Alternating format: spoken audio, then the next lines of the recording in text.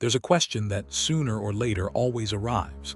I've asked it myself, and you're probably asking it right now. Can food really change your cholesterol? And if it can, by how much, and how far do the promises of the people selling it actually hold? This is slippery ground because it's crowded with voices. Some swear a morning herbal tea is enough. Some sell miracle supplements. Others wave the whole thing away with a shrug and say only the pill matters. The truth, as almost always, lives in between, in a less comfortable place to describe but a more solid one to inhabit. And that is where I want to take you, walking slowly, carefully separating what has been proven from what is merely promising, and from what remains, for now, only a hypothesis. Let's start with what we know most firmly: fiber. There's a kind of fiber, the soluble kind, that forms a sort of gel in the gut. Think of oats left to soak, that thick, sticky texture. That gel traps part of the bile acids, which the body produces precisely from cholesterol. When we lose them in the stool, the liver has to make new ones, and to do that it draws on circulating cholesterol. It's an elegant, physiological, understandable mechanism. The European authorities that deal with food safety have recognized that certain fibers, like the beta-glucans of oats and barley, or psyllium fiber, can help keep blood cholesterol within normal levels. One precision is needed here, though, because my verified notes call for caution. I won't give exact figures on how much it falls, because on that precise point there is no fresh, solid verification, and staying silent about a number is better than inventing one. Here is the substance. The effect of soluble fiber is real, but it is gentle, gradual, something to nurture over time, not a switch that turns off the problem in a week.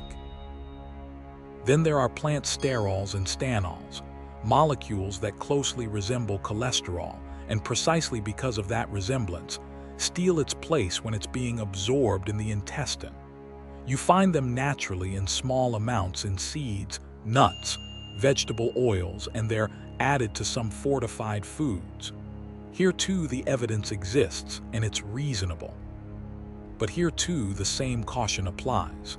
The evidence on how much and on who truly draws a real clinical benefit, meaning fewer heart attacks and not just a lower number on the lab sheet, is still debated, and it hasn't been re-verified in depth. So it stands for what it is: promising, plausible, but not to be treated as an unshakable certainty. And here comes the most important point in the whole chapter, the one I want you to carry away even if you forget the rest. Lowering a number is not the same as living longer or better.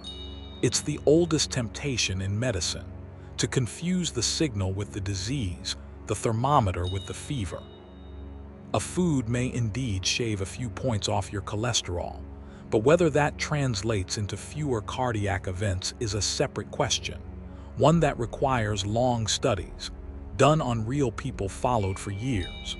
And precisely on this, the evidence for individual foods is far thinner than the marketing would have you believe.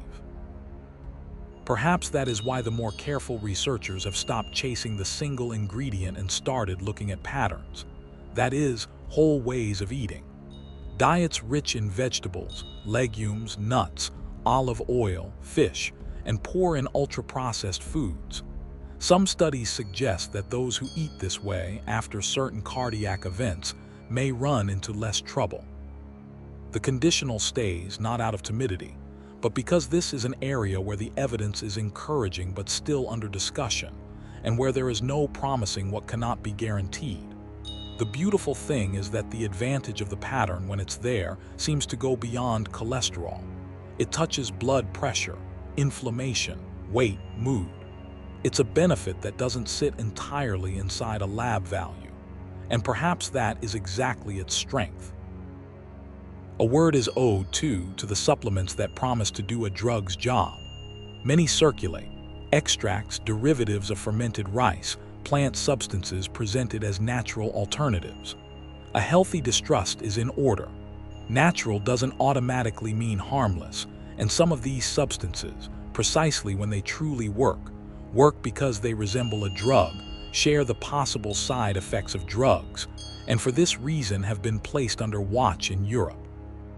On many of them, there are no verified numbers, and so you won't find any here.